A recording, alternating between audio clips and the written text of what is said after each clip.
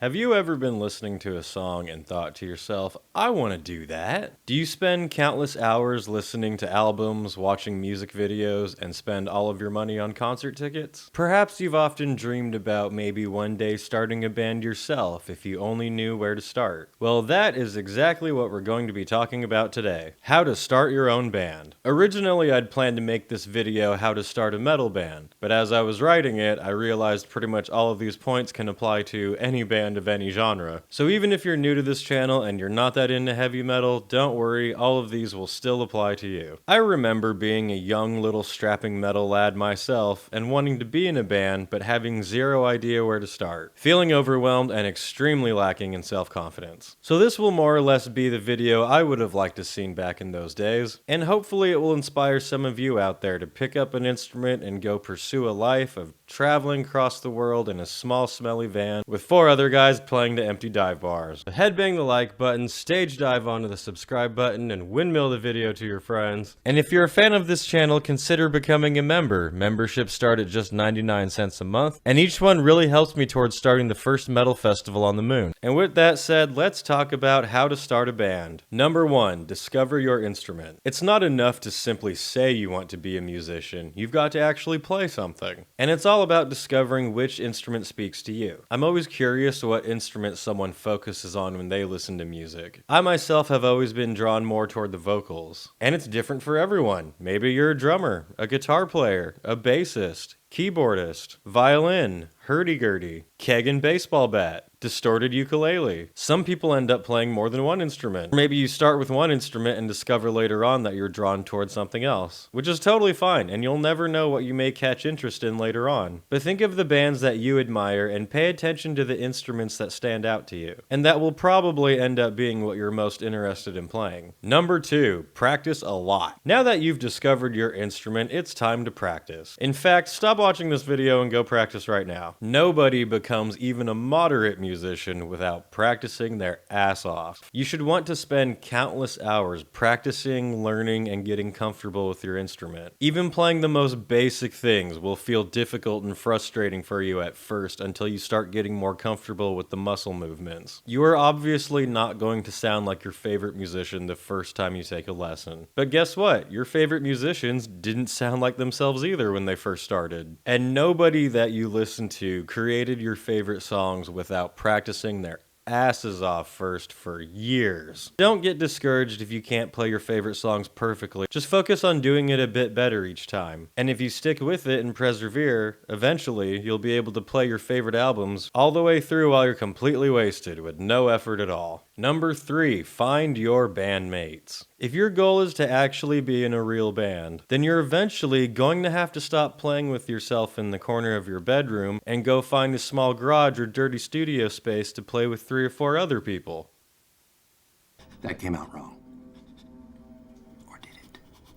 Playing along to your favorite songs and practicing scales or patterns or whatever by yourself is great and extremely important. But if you want to be in a band, you're eventually going to have to get together and play with other actual humans. And finding your bandmates is not always easy. If you have friends that play, that is obviously ideal. But at the same time, you can't get hung up with only making a band with a specific few people. When you try starting a band with friends, you'll often discover that they're less motivated about it than you are. Or they may say they want to do it, but they're already busy with other things. Your friends might just not want to make that same kind of music. Or they say they want to, but they're flaky as shit. Some might be just too difficult to work with, or just aren't a good match for whatever reason. If you want to start your own band, you cannot put all of your eggs in just one heavy metal basket and put it in the hands of other people. Hopefully you do have some good friends that can play and are down to ride through the halls of heavy metal glory with you, but don't be afraid to look for other musicians as well. The first band that I ever joined, I found off of Craigslist, and now that's led to my current band, Dark Insanity, and a big group of friends that I hadn't known before. You gotta find people who are interested and motivated to play that also work well with the rest of the band. And sometimes that may be your close friends, and sometimes it may not be. And that's totally fine. Either way, just assemble your unit and get excited to get out there and make some fucking noise. Number 4, embrace the suck. Yeah, when you're starting out, this one just comes with the territory. You may be surprised to discover that once you assemble your band and you're ready to go out there and rock this motherfucker, that you haven't written any songs yet.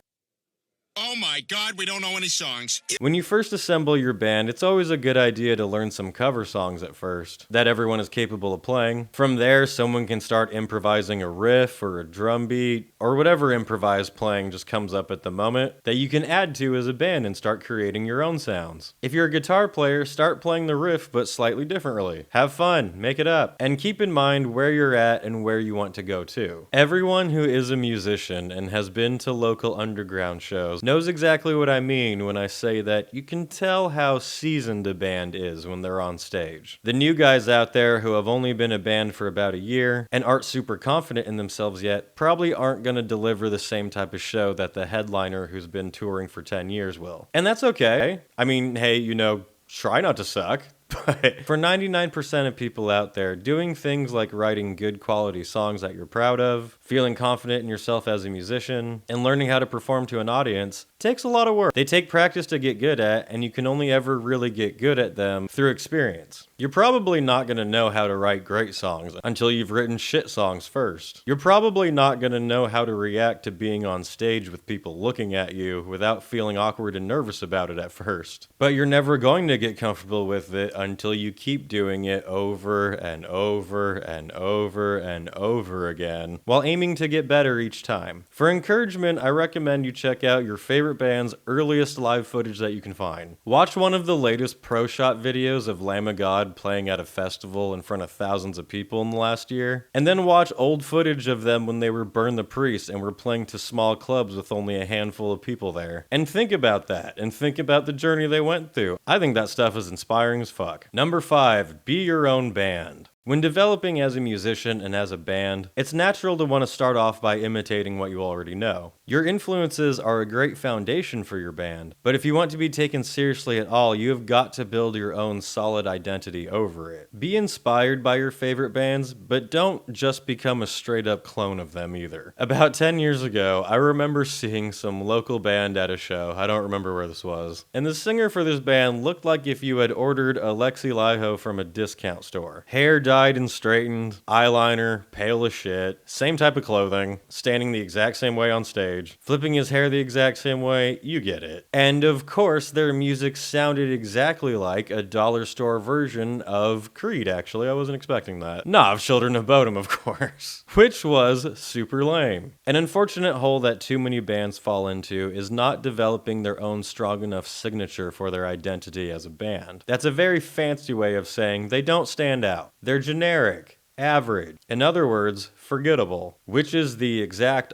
opposite of what you want as a band. When you're just starting out, people don't know who you are. And today they have a million, billion, bajillion, fuckload of other bands that they could pull up on their phone and listen to at any moment. So why should they listen to you specifically if you sound and perform the same as everyone else? You want to be a band where when you start playing, people who aren't paying attention will stop and go, holy shit, who the fuck are these guys? And that comes from how you structure your songs, the theme and aesthetic to the band, how well you play, how you present on stage, and how you deliver the overall energy of your band. In short, give people who are hearing you for the very first time a reason to remember you. Number 6, get on stage. If you want to be a real band, you're gonna have to work through any stage fright you might have. Everyone who considers themselves a serious musician has to learn how to perform live, and the only way to learn is by doing it. Getting on stage can be extremely nerve-wracking. Most people get anxious at the idea of being in the spotlight with a crowd of people looking at them. Even many huge artists who have been touring the world will still get the jitters moments before going on stage to a big show. It's totally natural, it happens to most people, but for me personally, getting to perform live is the best part of being in a band. Once you work through the nerves, being on stage is powerful, and that's really where the band will end up becoming its sharpest. Playing your songs in your practice space with your friends while you drink beer and smoke weed and crack jokes between songs is great, but it's very different when you're live on stage with a set time and facing an audience that wants to be impressed. Practice is where you develop as a musician, and live is where you develop as a performer. But on your journey to becoming a great performer, you will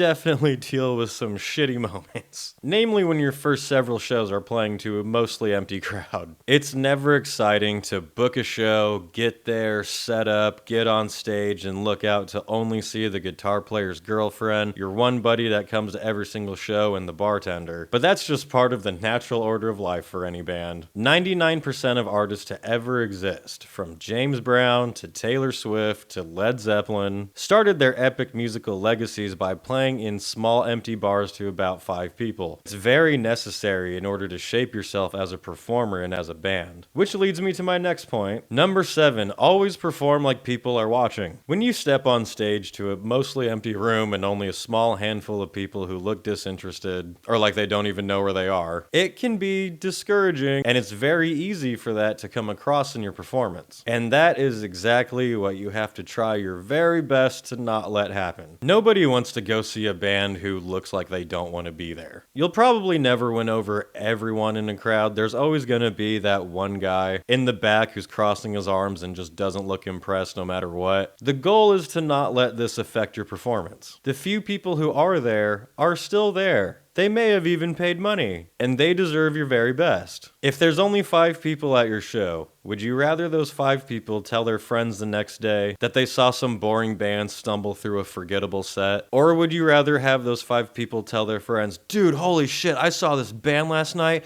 They played to a small bar. It was like they headlined a festival. That shit was crazy. You've got to check them out. You want to impress the people who are there so that they will spread the word and bring more people to your next shows and continue to build a larger and larger following. And nowadays especially, just because there aren't physical people in front of you does not mean that people aren't watching. With social media platforms, YouTube, and increasingly advancing smartphones, any show you perform can now be seen by others. If you're playing a show and it ends up being pretty empty, use that as a great opportunity to get footage. Footage to post online, Instagram Reels, and just for people watching at home. The video of my band Dark Insanity playing our first show currently has about 1,100 views on my channel. There was definitely not that many people there, but more people have viewed it online, which made the show definitely worth it. And actually the show was pretty good. There was a decent amount of people there, but it wasn't 1,100 people, is my point. So when you get up on stage, no matter if it's 5 people, 50, 300, 3,000, or 75,000, always perform like it matters, because it does. Number 8, be serious, but don't take everything so seriously. If you want any type of success as a band beyond being just a weekend cover band, then you do need to be serious about it. That means being serious about your practicing, both by yourself and as a band. Being serious about writing and recording music, how you market yourself, how you present your band to the world. When you start a band, you discover pretty quickly who's in it just as a fun hobby on the side in their free time for shits and giggles, and who is actually passionate about it. And to be a well-functioning band, you're going to need people who are serious about it. But at the same time, it's very important to not take absolutely everything so damn seriously. So many musicians out there get way too in their heads about every minute little detail about their passion project, and it just sucks all the joy out of everything. Like the overthinking music nerds who spend tens of thousands of dollars on gear and never release any music. Too many people get so hyper obsessed with their music that the band ends up going nowhere because nothing ever gets completed. And usually when somebody has that type of mindset, it will really suck the joy out of the band. A band is a team collaboration, and no one wants to work for an uptight asshole who makes it feel like it's just a job. When you're in a band, some ideas will change, some unexpected things will go up, some problems will come up, and often shit can go wrong, especially when you're playing live. Your set could get pushed back, your equipment could be fucking up, you might forget part of the lyrics, you might mess up a riff for a second, someone might fall on your pedal board, you might trip on stage. Any of these things could happen. And when they do, it's important that you roll with it and try not to let it ruin you. Be serious about performing and about your music and about your band. But if you miss a line or mess up a riff for a second, don't take it so seriously. It happens to every band, and most of the time people don't even notice. It's funny, once you really start practicing and feel comfortable as a musician, you'll start to notice other bigger names make little mistakes here and there and play them off. The last time I saw Iron Maiden, they played Run to the Hills, and Bruce started the vocals just a little bit too early, and it threw off him from the rest of the band for a couple seconds. Probably nobody else in that arena even noticed.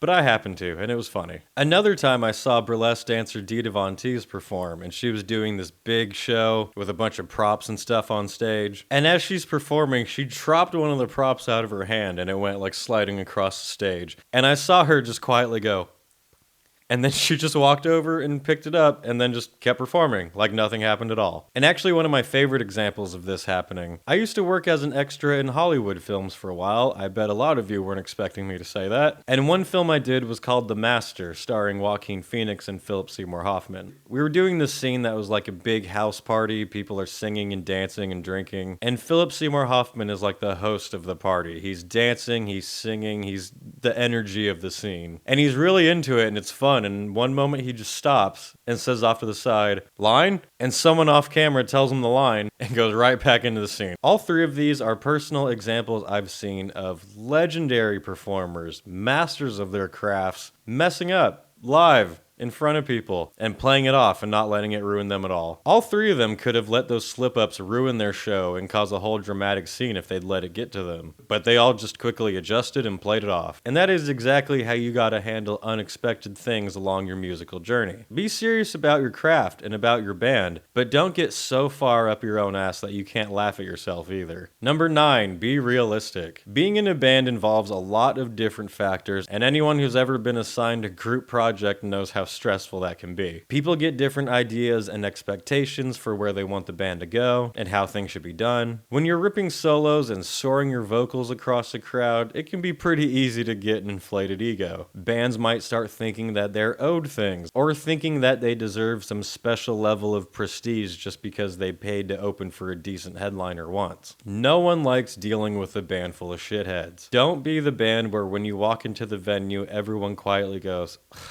but more importantly, be realistic in your own expectations for yourself. Don't expect to get a record deal just because you've played every local venue in your area. Don't expect all your problems to be solved just because you've played a handful of small festivals. Shit, don't expect to quit your day job maybe ever. Even legendary bands out there aren't living super comfortably right now. When pursuing the band life, you have to be realistic and know that a lot of it is not going to be easy. If you want to start a band so that you can be a lazy, rich rock star who sleeps all day, performs for an hour and a half, and just sleeps with groupies, you are gonna have a very rude awakening. Being in a band can mean years of not much success, and almost guarantees a lifetime of struggle in one way or another. And if you spend that whole time bitter about what you don't have, then you're not gonna be able to appreciate the things that you do have in the moment. Don't expect to play a couple of shows and then get offered a headlining tour of Japan. But do get out there and expect to kick ass at every opportunity that you can. And if your band does start to get some traction and does start to get some offers, be realistic about what those offers are and what they can actually do for you. Getting offered your first record deal is probably not going to make you rich overnight, so don't expect to live a lavish life of luxury just because you got an email. But do be realistic into what that could actually do for your band. And the last tip I have for you all on how to start your own band, number 10, just have fun.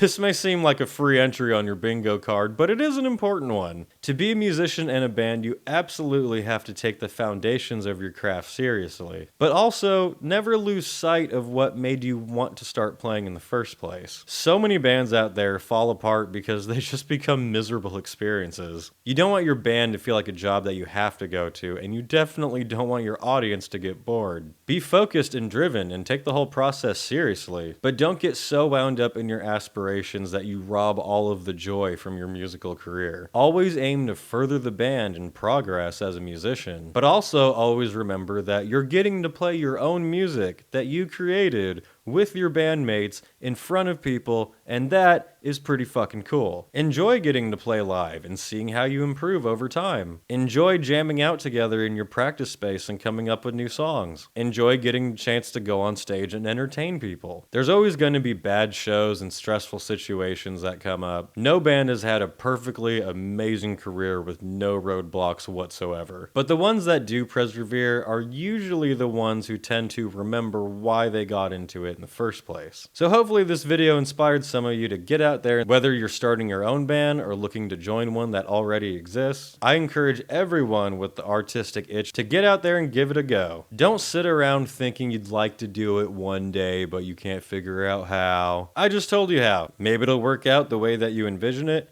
Maybe it won't, but you'll never find out if you don't give it a shot. So go out there and kick some ass. For more from me, check out my band Dark Insanity on Instagram and here on the channel.